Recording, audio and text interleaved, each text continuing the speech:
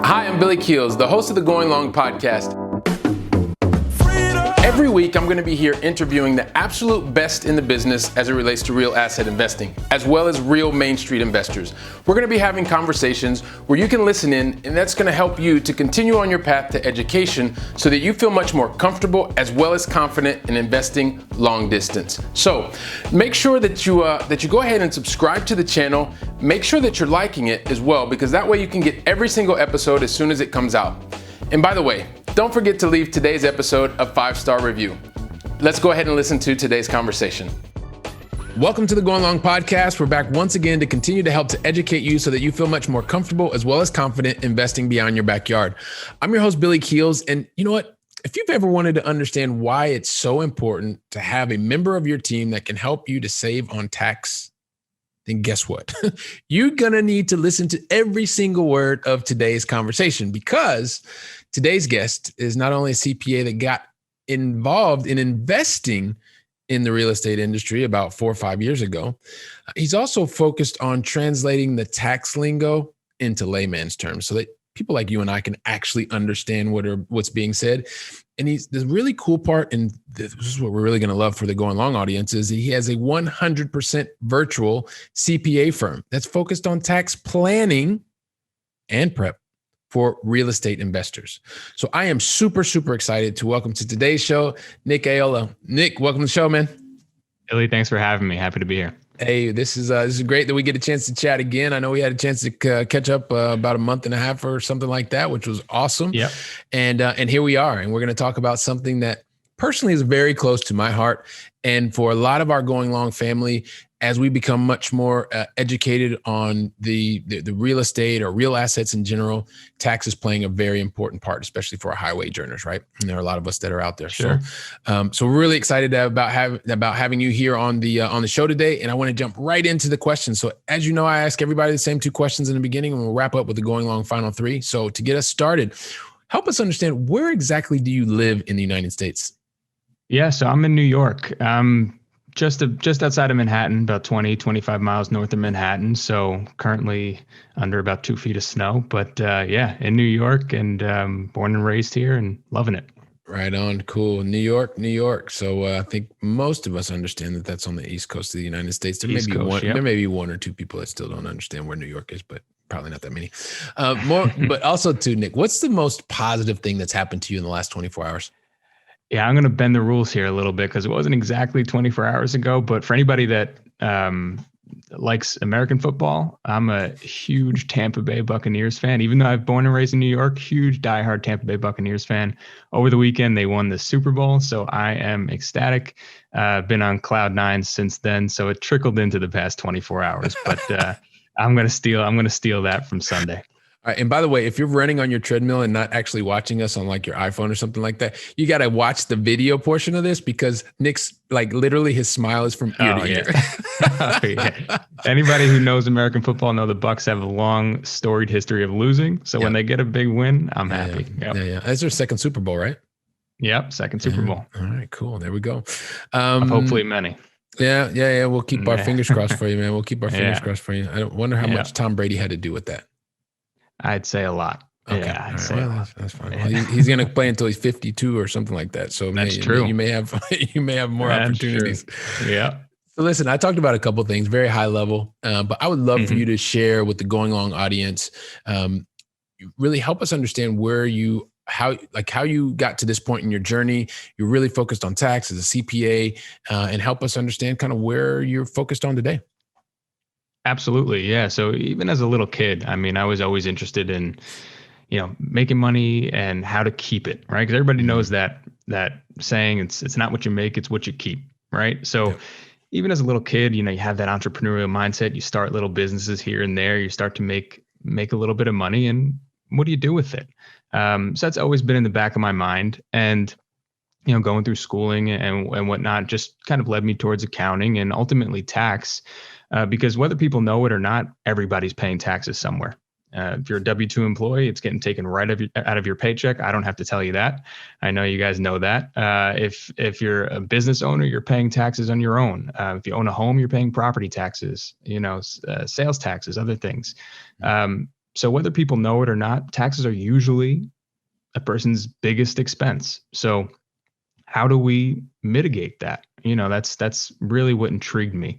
This is something that almost everybody is paying and paying a lot of. And how do we stop that, or how do we stop the bleeding and put you more in control of what you can pay in taxes? So straight out of school, I started out with a small firm in Manhattan, and they were mainly just tax preparation advisory here and there. But I started to really see the value in proactive tax planning and why that's important, right? Because tax prep is, you guys know that it happens after the year's over. It's not much you can do looking backwards. So we like to look forward. And that's where we really try to focus our attention is, how can we proactively plan? And that way, when we get to tax prep, we've already done the heavy lifting, hopefully. Cool. So you've done the proactive lifting already, right? But I am going to ask you just to repeat that for people, because as we're getting started and for the Going Long family, and you're really the first CPA that's going to really talk to us about this. There is a huge difference, everyone. There is a huge difference with what Nick just talked about in terms of tax filing versus actually like tax advisory and getting ready for stuff. So could you please just repeat that again? And maybe you can, because we've got a lot of highway journers here that are listening to us, Mm-hmm. right? And give them maybe an example of why you would want to do one versus the other. Because they're really busy and usually kind of forget about it until the last second and running and all that kind of stuff. And you just said it, Billy. Everybody's busy. Everybody's got a lot going on. So it's important to make sure that you're at least aware of this. But as the year's going on, as the year's progressing, because like I said, that there is and like you said, there's a major difference between tax preparation and tax advisory. Most people think of CPAs or tax preparers or EAs as somebody who you're going to go to at the end of the year. You give them a shoebox full of receipts and a couple W-2s or whatever it is, and they prepare your tax return. You hope it's not too bad, and then you talk to them again next year. That is not how your relationship with your tax professional should be, especially if you're a high wage earner or investor, because you have a lot more going on than just a W-2 probably. So tax advisory, why that's important is because it allows you to work with a professional who is integrated into this tax code and the tax laws every day, dealing with this on their own and with other clients, and can help navigate your situation, because tax strategies, they're like fingerprints. Everybody's is different. It has to apply to you. It has to apply to your situation, your goals, your strategies. And, it's important to, like I said, work with a professional to make sure that you're having those conversations, running those tax projections, having those strategic meetings to see, well, what's going to happen if you put money here? What's going to happen if you invest in this, or sell a rental property, or change jobs, or leave your W-2 job and become a full-time business owner or investor? How is that going to affect your taxes? And the advisory piece is doing that all before you actually take that action, so we can plan for it. That way, when you get there, you're not burdened by taxes. And when we file your tax returns, you're not surprised by a big tax bill. Remind me, because I have a question, and I'm sure everybody is asking, and I must remember to ask you the question about the investment in tax advisory, because most people think about that as one thing, but I think it can be something else. So I'm going to leave it right there. We're going to, as I said, I'm going to put a pin in that, and we'll come back to it later. But like as an accountant, someone who loved numbers, like you could have done anything. Like literally, you could have been doing anything. Like, why did you focus on saying, "Yeah, you know what? I'm a CPA and I want to focus on real estate and being able to serve the real estate community"? Help us understand that. Yeah, excellent question. So real estate for me has always been an area of interest. My family's been in the business. I've grown up in it. I've always enjoyed it. As you mentioned, a couple of years ago, I started, investing. A long time ago, I started learning about it, but started investing in real estate a couple of years ago myself. And it's just, real estate is the best generational wealth building investment strategy there is. And there's a lot of tax benefits to it. If you read and understand the U.S. tax code anyway, I can't speak for any other country, but I'm sure it's similar. If you read and understand the U.S. tax code, the government is basically telling you where to put your money. Mm. They're giving you tax breaks and tax advantages for doing what's helpful for the economy. And real estate is helpful. So you get a lot of tax breaks. You get a lot of tax advantages. So as I got more interested in it, as I saw that, hey, this is what wealthy people do. They put their money in real assets, real estate.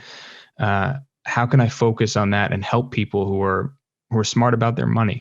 And how can I help them keep more of it? So, and pass that on to their children, families, and leave a legacy, basically. And that's really what interested me in real estate and the tax angle of real estate. So I decided to marry the two: CPA, real estate investor. Let's work with people just like that. Well, how much of a role do you think, because you mentioned before that your family was involved in real estate, and then you also are talking to us now about like the whole generational aspect. How much do you think that just your own family, maybe directly or indirectly, influenced your desire to move into real estate as the kind of service industry? Yeah, absolutely. And my family, they historically have kind of backed into real estate, accidental landlords, things like that, and, all of a sudden you have property that appreciates, and you have people who are in the real estate business, agents, whatever it may be. You just kind of understand that, over time, if you hold these assets, you have, let's take a landlord, for example. It could be single family home. It could be a multifamily. It could be a apartment building. You're using leverage, and that's how my family did it. And, you're using leverage, you're having other people pay down your debt, and you're reaping the benefits of cash flow and appreciation, all with great tax benefits. So there's no secret that, that definitely played a role in it for me, for sure.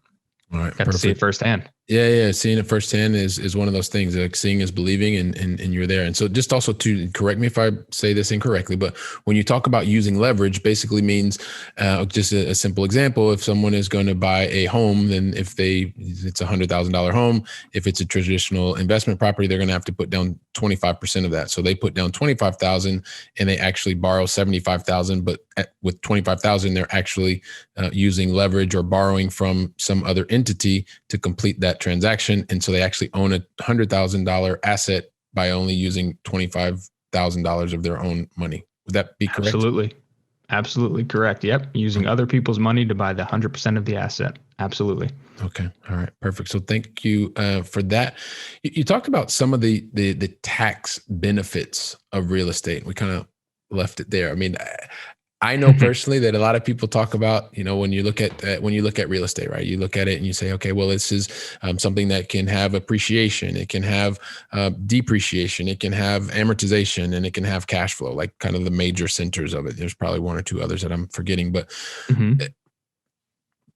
which of those kind of four that I just talked about really talks about the tax? And then maybe if you can give us a couple of examples and help us understand the real importance and power of this. Oh, absolutely. Yeah. And remember, there's different real estate investing strategies, right? So there's different tax benefits for each strategy: landlording, flipping, syndications. We'll focus on landlording here because you mentioned depreciation, and that's the one I'm going to pick out. That's the one of the best, if not the most tax advantaged aspect of real estate investing, because what it really is depreciation. Oh, let me back up a little bit. I guess if you were to buy, we'll use your example from before. If you buy $100,000 property, you put 25% down. So you're using $25,000 of your own money, and you're borrowing $75,000 from a bank or other lender of some sort.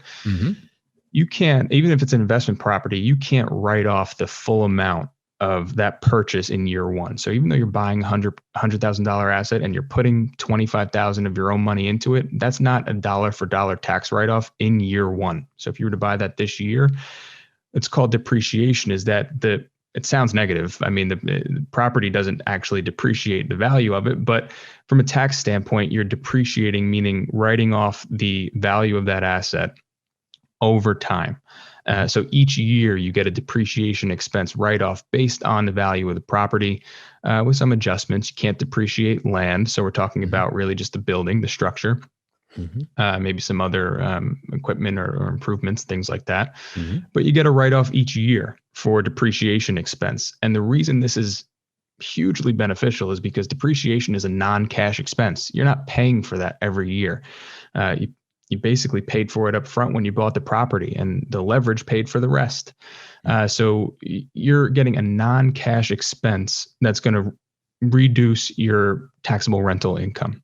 So the benefit there is you may be able to pocket some tax-free cash flow. You show a positive cash flow for the year, but your tax return shows a paper loss.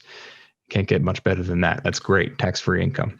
And when you so I know what you're talking about when you said a paper loss, but maybe for some people who that may be the first time that they're hearing paper loss, what exactly do you mean by that? Yeah. So if you look at your tax return, it's probably going to look a lot different than your bank account. If you were to manage your real estate and you have money coming in, rental income every month, rental expenses going out, you're going to have your net number in your bank account is going to be one number. On your tax return, it's going to look different because you have different tax deductions that don't necessarily make its way into the ins and outs of your cash management, your cash flow. So depreciation is an expense that you don't have to pay for. So on your tax return on the paper, it's going to look like a loss because it's an extra expense that you didn't have to pay for. It's not going to be reflected in your bank account or anywhere else. And on the tax return, it looks like a negative number, which is a good thing because we don't want taxable income. We want real cash in our pocket.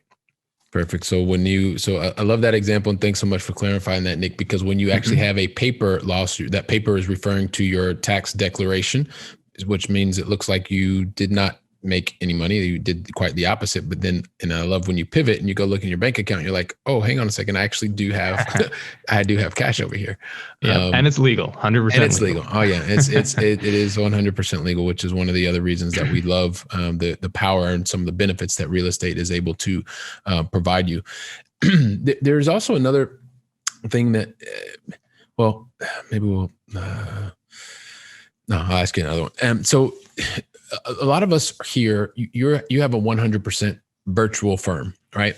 And we love being able to invest beyond your backyard. So this whole concept of geographic independence is absolutely fantastic. So for someone who is a high wage earner who maybe lives in New York, right? Because there are a lot of people there, and they decide, well, you know what? I've tried to look at investing here and it doesn't really seem like this is where it makes the most sense for me, but I want to invest somewhere else, right? Could you maybe talk to us about what you've seen from a number of your different clients who probably fit this bill? Like, why have they made the decision to say, well, I live in this city X, but I'm going to invest somewhere that's in a completely different state and it could be thousands of miles away?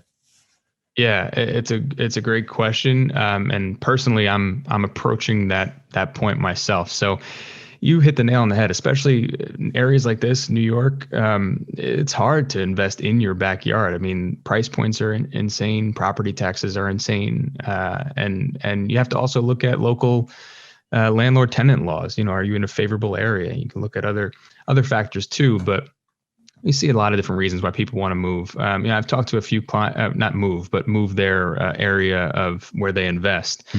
I've talked to a few different clients. A lot of them want to be removed from it because they don't want to have that possibility that they can manage it themselves, which is a situation that I'm in now. I've self-managed my rentals. So, if you're investing far away, then you completely remove that aspect. Other people it makes it so much easier to open yourself up to, whether it's the entire country or abroad, to really pinpoint a market that you feel comfortable in. The numbers work. Maybe you feel comfortable visiting.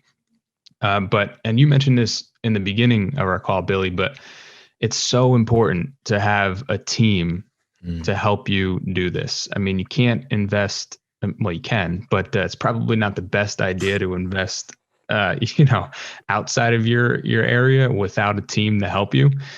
So that's also plays a huge factor in it. Do you have boots on the ground? Do you have relationships in other areas?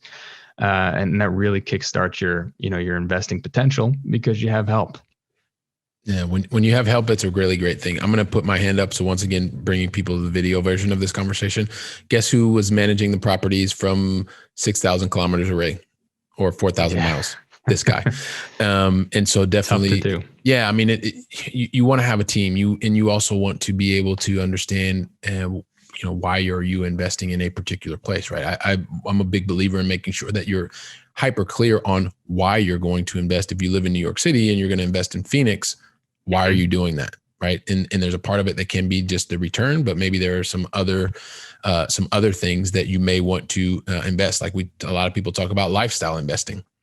And since you're a CPA, maybe I can ask you this question. So, because sometimes people are thinking, well, I would just going to continue to invest in my backyard and da da da. So I wanted to say one thing. I also like control as well.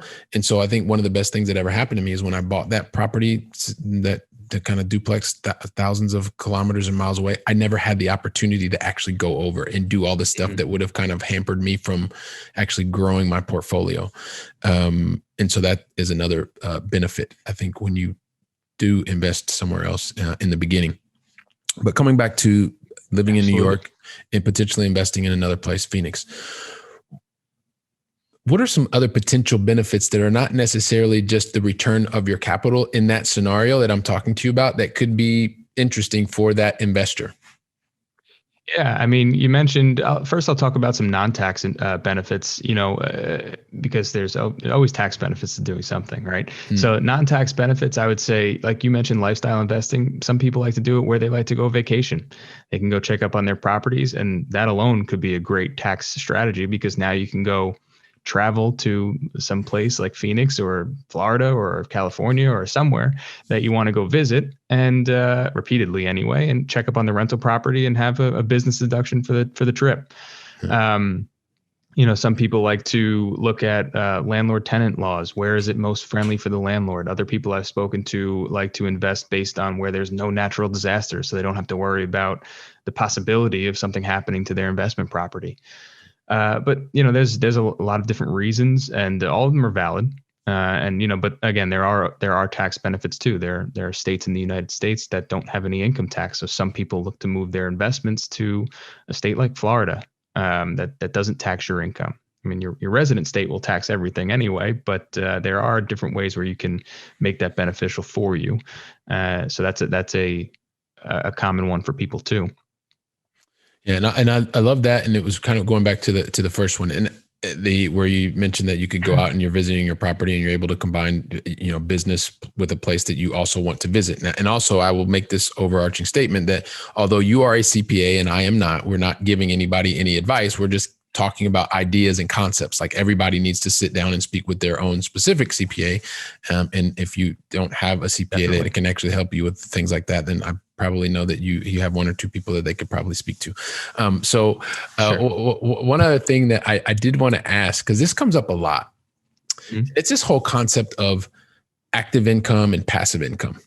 And so for people that are not really familiar, as you're starting to build your portfolio in real estate, you realize that you're starting to gain a lot of income generated from your passive investments. And then you also are taking these losses that are on your passive investments.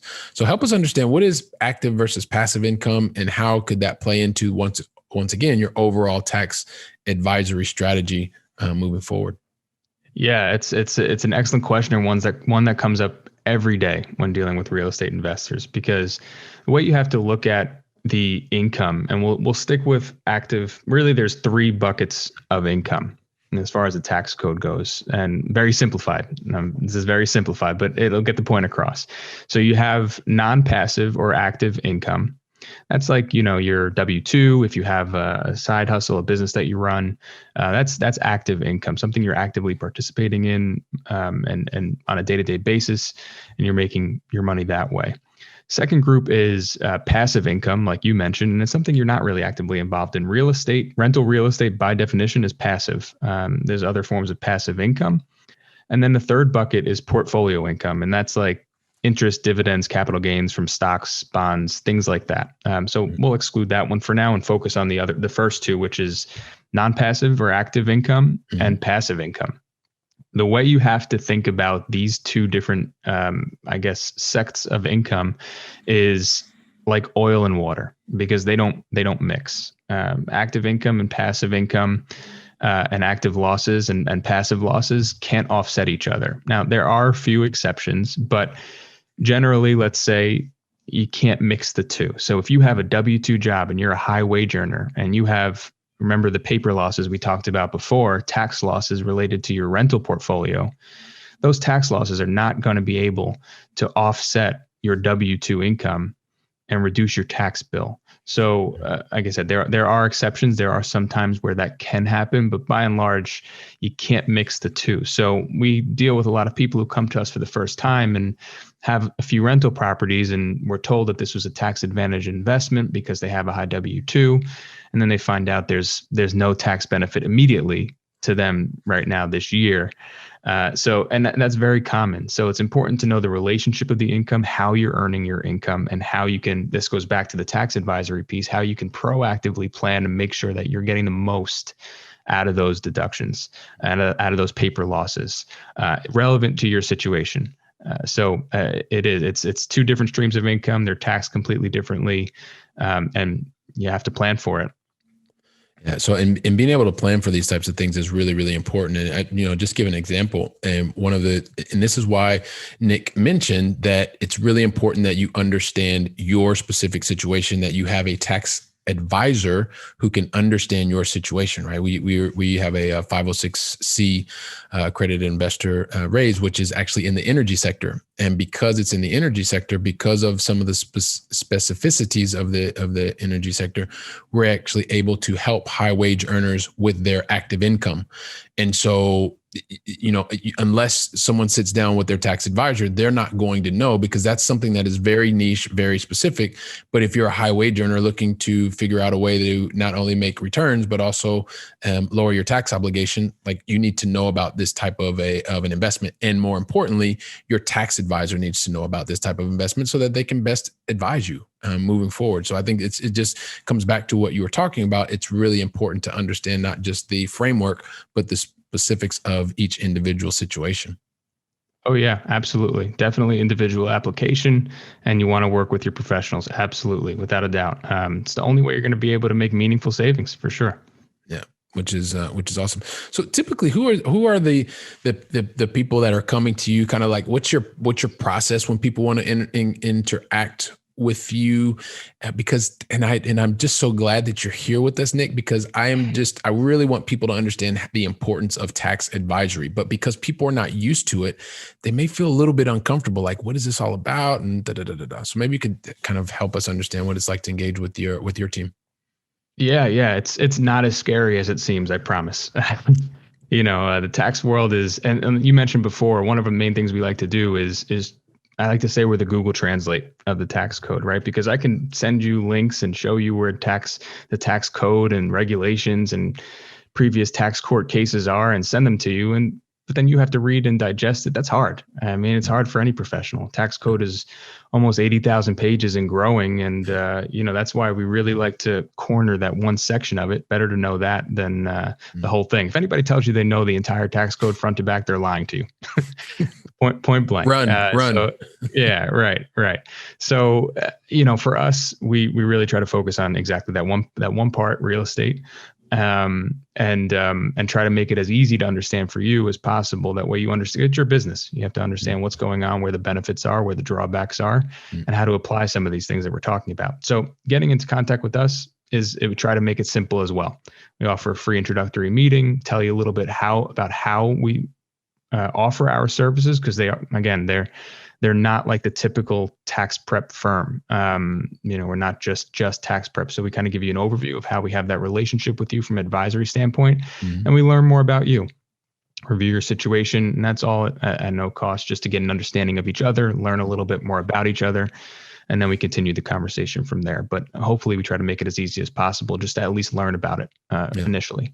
Well, and I think that's great. And it's just one of those things. And now I did remember the question that I said I'm going to put a pin in it. So I'm going to take the pin out now, because I think this is the right time, is being able to say, well, at a certain point, you have you can have a consultation with you and you kind of understand whether or not it makes sense. And I'm going to guess 9 times out of 10, it does make sense to be able to get that new, like, forward-looking way that you build your tax strategy. At the same time, and even a lot of high wage earners, when you're not used to doing that, you're thinking, oh my gosh, how much is this going to cost me after this initial consultation? I think the way that we want to really be thinking about things is, what is this investment going to help to save me initially, right? Because if you I'll just make up numbers here, right? If you paid $50,000 to actually save 2 million, how many times would you pay $50,000? Probably a lot. And so, and now I use a really, it's very big exaggeration, but I mean, think of it in the exact same way. And I think this is part of the service that you offer in that initial consultation, is to be able to kind of get a lay of the land. And then after that, it's a matter of, hey, listen, if we think we can help you to make things better, then we're going to talk about how we can do that. And if not, then guess what? You've just invested an hour of your time or however long that you have, and you come out more educated as a result. So. Exactly. Yeah. And that's exactly how we view it too. I mean, as not only a business owner, but an investor too, I look at it the same way. I mean, tax prep, that's a cost. That's a service that you either don't want to do or don't know how to do. And you're hiring somebody to do it for you, which is great. But the return on the value is your time there, and the knowledge and expertise of somebody else doing it who's done it before. Tax planning and tax advisory, tax strategizing, whatever you want to call it, that really is an investment. So as someone who's in the market for that, or maybe considering that in the near future they will be in the market for that, you should view it as, okay, well, if I'm paying for tax advisory services, Billy, exactly like you said, what should I be getting? What should I expect to save in taxes as a result of those advisory services? And that's how we view it as the tax advisors on our side. We want to save you more than it costs you to retain us. Otherwise, it doesn't make much sense. And we're very transparent. If we don't see areas that can possibly help you in the immediately, we'll tell you that. Maybe it's not the right time. Maybe, depending on where you are in your journey, we can start here and end up there. And that's totally fine. But we try to be flexible and create a plan that works best for you. I mean, not everybody is going to see an immediate tax savings. It's a maintenance plan. Taxes are paid every year. Tax laws are constantly changing, as we know. So there's always something that can be done, and that's what we're here to help do. Awesome, man. So that sounds great. Well, listen, you know what, Nick, I can't believe we've already gone as long as we've gone, but there's one of these things that we can never finish a conversation unless I ask you the going long final three, and we're at that time. And the thing is, I never ask the going long final three unless you tell me you're ready for me to ask you. So are you ready? Let me take a deep breath. All right, I'm ready. Let's go. I figured you would be. All right, here we go. Cool. So we started out with you in New York, and I'd like to bring it back to this side of the pond now. Everybody loves to understand, what is your favorite European city, either that you visited or still on your bucket list to visit? Without question, Siena, Italy. It is my absolute favorite. Back in college, I studied abroad there, so I spent about 5 months there. Made it my home away from home. Been back there since, and it'll forever be my favorite European city for sure. Right on. I don't know if we've had a vote for a Siena yet, but it's a wonderful, have you been? Wonderful place. Not yet, but my wife has been there multiple times. Okay. She's like, this is on our bucket list. Yeah. We have a lot of family in Italy as well, so we do travel there pretty frequently when we can actually travel. So for sure. So safely, listen, yeah, exactly. So one of the things that I always kind of joke around is, like, very successful people usually only make one mistake in their entire kind of like career, and that's really tongue in cheek. It's a joke. Yeah, of course. So, like, if you can imagine, what is one, I guess, mistake that you've seen either as a real estate investor or as a CPA working with real estate investors, that if you could actually like take one lesson and pay it forward, what would that one lesson be? So many to choose from. This one kind of apply. I guess I would say not knowing when to delegate, or not being able to delegate, because that applies to both. That applies to myself as a CPA, as a business owner, and also a real estate investor. I'm the type of person that I like to have control. It's hard for me to relinquish control. I like to learn about different things and do everything I can as far as the business or real estate investing. If a repair needs to be made, I want to go learn how to repair it and go do it. If I want to learn about asset protection, I want to read about it and know what the attorney's telling me. Yeah. So it's really hard, especially in the beginning when you're just starting out, or, actually at any point, it's really hard to be able to justify some of these costs. But what I've learned the hard way is that it actually costs you more not to outsource certain tasks. Know what you don't know, and delegate that. It's cost me deals in the past, and it's a lot of bumps in the road that I've hit that it would have been easier if I outsourced in the beginning. Yeah. Love that you shared that. Delegate and get it to the person that is going to do the job the best. So love that. Last question. What is the book that you'd like to recommend to the Going Long family? Yeah, I love The E-Myth by Michael Gerber. That was, originally released, I think, in the 80s, but since then they've kind of spun off, and now they do the E-Myth for all these different, you can get, I think they have an E-Myth for real estate investors, for every kind of venue that you want to go down. But it's a great book. They talk about franchising, but really the idea behind it is how do you make a scalable business? And that's a business or a real estate investing portfolio, because if you're an investor, you're running a business. I know that's not news to many people, but you're running a business, and how do you scale it? And that's a great book that goes into some detail on how to get there. All right, perfect. So love that one. Another one for the E-Myth. We're going to include that in the show notes as well. Look, Nick, this has been phenomenal, man. Really appreciate you investing time here with us. And, people are listening, and we've got a chance to understand, you are early on from your family having these influences. And then from that, actually really loving numbers, really loving math. And then you thought, all right, well, look, I'm going to combine these two things because, it just makes sense. Becoming a CPA, focusing on real estate, helping a lot of people not have to read through 80,000 plus pages of the U.S. tax code, and being able to have to really look at it on their specific situation. You've helped educate us on the differences between the different types of income, on the two different types of active and then the non-active or passive income, which has been phenomenal. And then being able to share some great tips with us here at the end. And so I know that there are so many people who are like, 100% virtual CPA firm. This guy knows what he's talking about. I live in city X and I want to invest in city Y. Like, how can I connect with you? So Nick, what is the best way for people in the Going Long family to connect with you, man? Absolutely. Yeah. Best way to do that is head over to our website. It's aiolacpa.com, AIOLA-CPA.com. That has everything you need there, all our handles, where you can schedule our meetings, where you can find me directly. And we'll get started. All right. Awesome. AIOLACPA.com. Check it out. We're going to put that in the show notes as well. And listen, Nick, I really appreciate it, man. You sharing your time, investing your time with me and the Going Long family. I want to thank you from the bottom of my heart for actually taking the time and investing with us, man. So thank you very much. Thanks for having me, Billy. I had fun. All right. Awesome. And just very quickly for the Going Long family, look, once again, Nick left lots of value here for you. For pick it up, listen to this multiple times, and make sure that you share this episode with at least 2 or 3 other of your friends, of your family.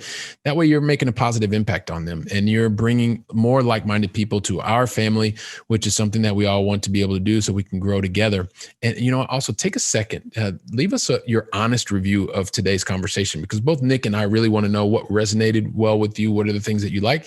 And if there's something you'd like Nick to talk about in the future, we'll leave that too, because we both want your honest feedback. So feel free to do that.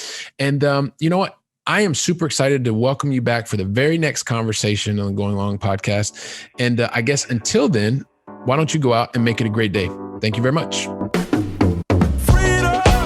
Wow. Don't you love hearing from top-notch experts in the field? When I was getting started, I really wish that I would have had access to such experts. And even more, I wish they would have given me like a really simple list of things to follow so that I could have gotten to my goals much faster and been much happier even sooner. So that's why I've created for you the 7 things that you should avoid in order to be successful in long distance investing. And you can pick that up really easily by going to billykeels.com/7 things to avoid. And also, if you liked today's episode, don't forget to leave a 5-star review.